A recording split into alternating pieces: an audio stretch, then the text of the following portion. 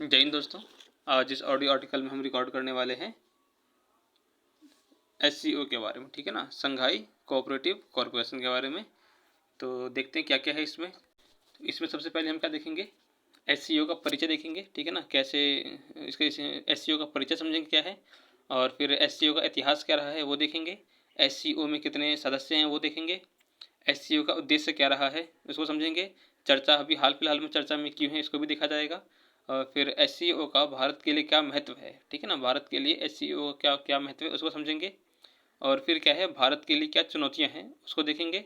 उसके बाद देखेंगे कि भारत ने जो अध्यक्षता किया है तो भारत की अध्यक्षता का क्या विशेषता है, और फिर लास्ट में निष्कर्ष पे चर्चा करेंगे, ठीक है। तो सबसे पहले देखते हैं परिचय। तो परिचय में क्या लिखा है, संघाई सहयोग संगठन एक ऐसा संगठन है जो यूरेशिया में राजनीतिक, आर्थिक, अंतर्राष्ट्रीय सुरक्षा व रक्षा के मामलों पर सहयोग करता है, ठीक है ना। एससीओ के परिचय में क्या हमें क्या याद रखना है, जब परिचय लिखेंगे तो क्या याद रखना है, ये हमारा भूमिका ये बन सकता है, संघाई सहयोग संगठन एक ऐसा संगठन है जो यूरेशिया में राजनीतिक, आर्थिक व अंतर्राष्ट्रीय सुरक्षा के मामलों पर सहयोग करता है, ठीक है। संघाई सहयोग संगठन यूरेशिया के क्षेत्रफल का 60%, विश्व जनसंख्या का 40% और विश्व के जीडीपी का एक चौथाई हिस्से का प्रतिनिधित्व करता है, ठीक है ना। इसको डायग्राम से शो करना है, डायग्राम बोलते फ्लो चार्ट से, ठीक है। फिर देखते हैं, हाँ, एससीओ का संघाई सहयोग संगठन का सचिवालय कहाँ पर है, बीजिंग में है, ठीक है ना। हेडक्वार्टर कहाँ पर है, बीजिंग में है। इसकी आधिकारिक भाषा क्या क्या है, रूसी और चीनी, ठीक है ना। आधिकारिक भाषा कौन कौन सी है, रूसी और चीनी है, ठीक है। अब बात करते हैं इसके इतिहास के बारे में, ठीक है ना। इतिहास के बारे में क्या है, वर्ष 1996 में चीन, कजाकिस्तान, किर्गिस्तान, रूस और तजाकिस्तान, इन 5 देशों ने, ठीक है ना, कौन 5 देश है, चीन है, कजाकिस्तान है, किर्गिस्तान है, रूस है और फिर तजाकिस्तान है, ठीक है। चीन, कजाकिस्तान, किर्गिस्तान, रूस और तजाकिस्तान, इन 5 देशों ने वर्ष 1996 में संघाई 5 का गठन किया, ठीक है ना। किस उद्देश्य से किया था, तो इनका उद्देश्य था नस्लीय व धार्मिक चरमपंथ से निपटना तथा निवेश को बढ़ावा देना। इस उद्देश्य से इन्होंने क्या किया, संघाई 5 का गठन किया। फिर 15 जून 2001 को इसी संगठन को एससीओ कहा गया, ठीक है ना। 15 जून 2001 को इसी संघाई 5 को एससीओ बोलते, तो संघाई कोऑपरेटिव और ऑर्गेनाइजेशन इसका नाम रख दिया गया। और 2022 में इसका चार्टर रिलीज किया गया। 2022 में जितने भी सदस्य देश हैं उन्होंने क्या किया, 2022 में इस एससीओ के चार्टर पर हस्ताक्षर किया और 2023 से इसका चार्टर लागू हो गया, ठीक है। तो इसके सदस्य कौन कौन है, इसके सदस्य हैं रूस, चाइना, भारत, पाकिस्तान, ईरान, ठीक है। 5 देश तो ये हो गए, रूस, चाइना, भारत, पाकिस्तान, ईरान, ये 5 देश हो गए। अब बाकी 4 देश कौन कौन से हैं, तो कजाकिस्तान, किर्गिस्तान, तजाकिस्तान और फिर उज्बेकिस्तान, ठीक है। कजाकिस्तान, किर्गिस्तान, तजाकिस्तान और फिर उज्बेकिस्तान, ये हो गया, ठीक है। अब भारत 2017 में इसका पूर्ण सदस्य बना था, ठीक है। उस टाइम कब बना था, अस्ताना में जो सम्मेलन हुआ था, अस्ताना में जो हुआ था सम्मेलन एससीओ का 2017 में, तो उस दौरान भारत और पाकिस्तान इसके पूर्ण सदस्य बने और ईरान 2023 में इसका पूर्ण सदस्य बना है, ठीक है, जिसकी अध्यक्षता भारत ने किया है, ठीक है। तो अभी तक हमने क्या देखा, परिचय देख लिया कि भाई क्या है इसका, कितने का प्रतिनिधित्व करता है, और फिर हमने इसका इतिहास देखा, ठीक है ना, कैसे इसका गठन हुआ था, सदस्य देशों को भी हमने देख लिया। अब बात करते हैं एससीओ, ठीक है ना, संघाई कोऑपरेटिव ऑर्गेनाइजेशन का उद्देश्य क्या है। तो इनका मुख्यतः इनके 3 उद्देश्य हैं। पहला क्या है, विश्वास और सहयोग को बढ़ाना, दूसरा क्या है, शांति, सुरक्षा व स्थिरता को बढ़ाना, और तीसरा क्या है, विभिन्न मुद्दों पर सहयोग बढ़ाना, जैसे कि शिक्षा, ऊर्जा, परिवहन, पर्यटन, पर्यावरण संरक्षण, राजनीति, व्यापार, अनुसंधान, प्रौद्योगिकी, संस्कृति, इन क्षेत्रों में सहयोग बढ़ाना, ठीक है ना। शिक्षा, ऊर्जा, परिवहन, पर्यटन, पर्यावरण संरक्षण, राजनीति, व्यापार, अनुसंधान, प्रौद्योगिकी और सांस्कृतिक क्षेत्र में सहयोग बढ़ाना, ये इनका क्या हो गया, उद्देश्य हो गया, ठीक है। अब बात करेंगे हम क्या चर्चा में क्यों है ये। तो एससीओ चर्चा में क्यों है, चर्चा में इसीलिए है क्योंकि 23वां शिखर सम्मेलन का आयोजन भारत में हुआ है और ये पहली बार है जब भारत एससीओ की अध्यक्षता करेगा, ठीक है। तो भारत की अध्यक्षता में एससीओ का थीम क्या रखा गया है, टुवार्ड्स अ सिक्योर एससीओ, ठीक है ना। इसको इंग्लिश में लिखेंगे हम लोग भी, टुवार्ड्स अ सिक्योर SCO। इसमें सिक्योर जो है SECURE, ये कैपिटल लेटर है। तो S का मतलब क्या हो गया, सेफ्टी, बोले तो सुरक्षा, ठीक है। ई का मतलब क्या हो गया, इकोनॉमिक डेवलपमेंट, बोले तो आर्थिक विकास। सी का मतलब क्या हो गया, कनेक्टिविटी। और यू का मतलब क्या हो गया, यूनाइटी, बोले तो एकता। यू आर से क्या हो गया, संप्रभुता, ठीक है ना। और ई से क्या हो गया, पर्यावरण संरक्षण, ठीक है। सिक्योर का ये हो गया।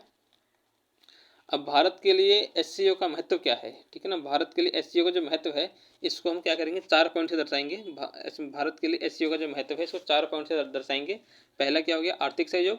दूसरा हो गया ऊर्जा सुरक्षा। तीसरा हो गया सांस्कृतिक सहयोग। और चौथा क्या हो गया, आतंकवाद से मुकाबला में, ठीक है। तो इन चार बातों पर हम क्या करेंगे, बताएंगे कि भारत के लिए SCO का क्या महत्व है। तो सबसे पहले बात करते हैं आर्थिक सहयोग। इसमें 2 पॉइंट याद रखने हैं हमें, ठीक है। आर्थिक सहयोग में 2 पॉइंट याद रखने हैं। SCO भारत को मध्य एशियाई देशों से जोड़ने का मंच प्रदान करता है, ठीक है ना। SCO जो है भारत को मध्य एशियाई देशों से जोड़ने का एक मंच प्रदान करता है। और दूसरा क्या है कि मध्य एशियाई देश जो है वो प्राकृतिक संसाधनों के धनी है, इसीलिए भारत जो है वहाँ पर निवेश की इच्छा रखता है, और इसीलिए भारत के लिए SCO संगठन जो है वो एक काफ़ी महत्वपूर्ण है, ठीक है। दूसरा क्या है, ऊर्जा सुरक्षा। तो मध्य एशिया में तेल और गैस के विशाल भंडार हैं। भारत अपनी ऊर्जा आवश्यकताओं की पूर्ति हेतु इन देशों से अच्छे संबंध बनाना चाहता है, जिसमें SCO की बहुत ही महत्वपूर्ण भूमिका है, ठीक है। ऊर्जा सुरक्षा में इतना याद रखना है।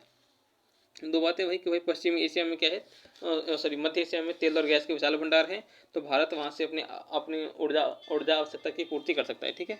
तीसरा क्या है, सांस्कृतिक सहयोग। सांस्कृतिक सहयोग में क्या याद रखना है हमें, इसमें यही 2 पॉइंट याद रखने हैं। पहला पॉइंट क्या हो गया कि SCO ने एक निर्णय लिया है, जिसके तहत हर साल सदस्य देश के किसी एक शहर को पर्यटन व सांस्कृतिक राजधानी के रूप में नामित किया जाएगा, ठीक है। ये निर्णय किया गया है।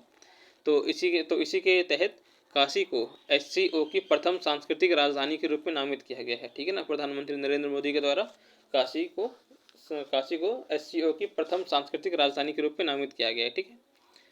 फिर क्या है, आतंकवाद से मुकाबला, ठीक है ना। क्या है, आतंकवाद से मुकाबला। तो इसमें हमें क्या रखना है, 3-4 पॉइंट है इसमें। पहला पॉइंट क्या है, SCO का मुख्य केंद्र बिंदु आतंकवाद की रोकथाम है, ये पहला पॉइंट हमें याद रखना है, ठीक है ना। अगला पॉइंट क्या याद रखना है, आतंकवाद की समस्या से जूझते भारत के लिए SCO के सामूहिक प्रयास काफ़ी महत्वपूर्ण है, ठीक है। क्या मतलब, आतंकवाद की समस्या से भारत जूझ रहा है, इसीलिए भारत के लिए SCO जो है काफ़ी महत्वपूर्ण संगठन है। तीसरा क्या याद रखना है इसमें, आतंकवाद, अलगाववाद और उग्रवाद, इन तीनों से निपटने के लिए सदस्य देशों के बीच सहयोग के लिए क्षेत्रीय आतंकवाद विरोधी संरचना का निर्माण किया गया है, ठीक है। क्या है, आतंकवाद, अलगाववाद और उग्रवाद से निपटने के लिए सदस्य देश के बीच सहयोग के लिए एक संगठन का निर्माण किया गया है। कौन है वो, क्षेत्रीय आतंकवाद विरोधी संरचना, जिसे हम क्या बोलते हैं, रैट्स बोलते हैं, RATS, रैट्स, ठीक है। अब देखेंगे क्या भारत के लिए चुनौतियां क्या क्या है, ठीक है ना। SCO में भारत के लिए क्या क्या चुनौतियां हैं, तो इसमें हमें चार मुख्य पॉइंट हैं। इन 4 पॉइंट से हम दर्शाएंगे कि भारत के लिए क्या क्या चुनौतियां हैं। पहला क्या हो गया, रूस चीन के बीच बढ़ता सहयोग। दूसरा क्या हो गया, प्रत्यक्ष स्थलीय संपर्क की बाधाएं। तीसरा क्या हो गया, BRI परियोजना पर मतभेद। और चौथा क्या हो गया, भारत पाकिस्तान प्रतिद्वंद्विता। इसको नोट भी करेंगे तो ज़्यादा ठीक रहेगा, ठीक है ना। आप ये नहीं कि आपने नोट्स बना लिया तो आपको अब इसको सिर्फ याद किया जाना है, नहीं, आप इसको क्या करेंगे, बार बार अपने मन से लिखने का कोशिश करेंगे, ठीक है।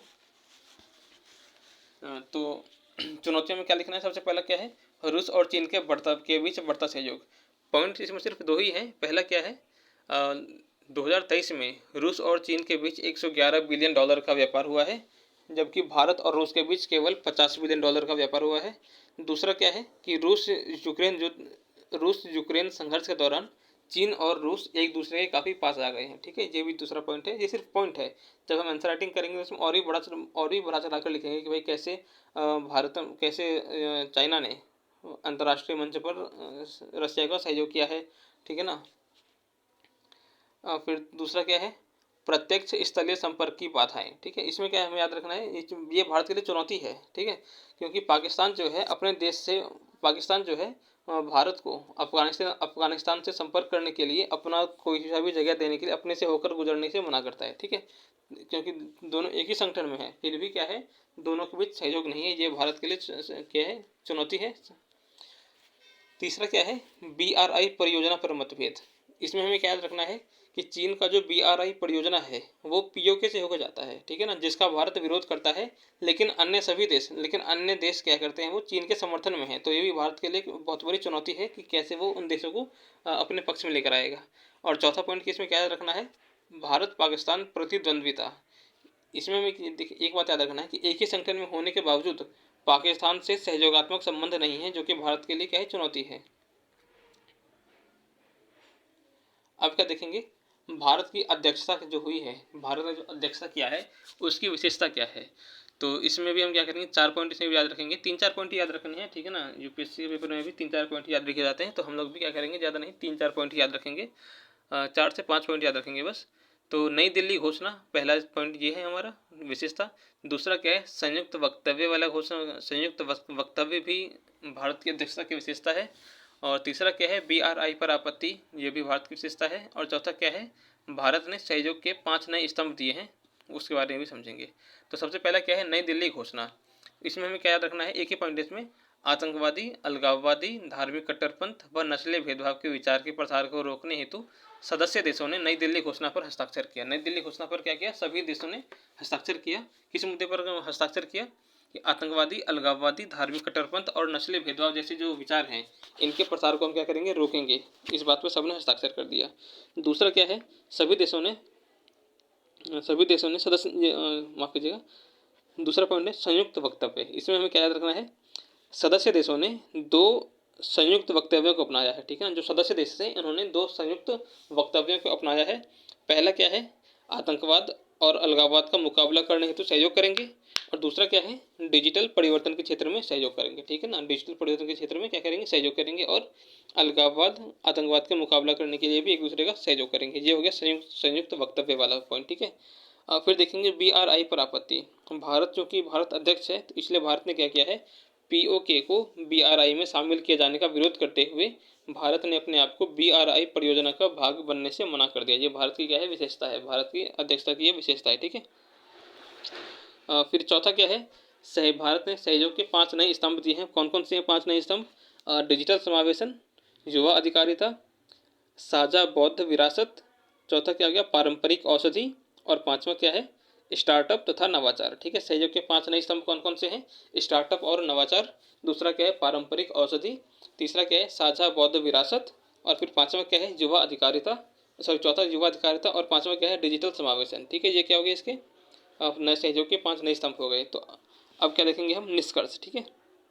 निष्कर्ष में क्या, हम इसको नोट जरूर करना है कि रूस के बाहुबल तथा चीन के धन के कारण पश्चिमी देश मध्य एशिया में अपना प्रभुत्व कायम करने में नाकामयाब रहे हैं, परंतु फिर भी इस संगठन में काफ़ी अंतर्विरोध है जिसे दूर करना आवश्यक है। तो हमने क्या क्या देख लिया, इसका हमने इसका परिचय समझ लिया, ठीक है ना। परिचय में हमने क्या परिचय देख लिया, फिर इतिहास देखा, सदस्य देशों के बारे में देखा, 9 देश हैं, ठीक है ना, कौन कौन से हमने देख लिया। इसका मैप भी बनाना हमें सीखना है, ठीक है ना, आप ड्राइंग करेंगे आपको मालूम पड़ जाएगा। फिर SCO का उद्देश्य क्या है उसको भी हमने समझ लिया। फिर चर्चा में क्यों है उसको भी हमने देखा। फिर भारत के लिए SCO का क्या महत्व है, हमने उसको भी समझा। और फिर भारत के लिए क्या चुनौतियां हैं उसको भी हमने देखा। और फिर भारत की अध्यक्षता की विशेषता क्या है उसको भी हमने समझा। और फिर लास्ट में हमने निष्कर्ष भी देख लिया, ठीक है।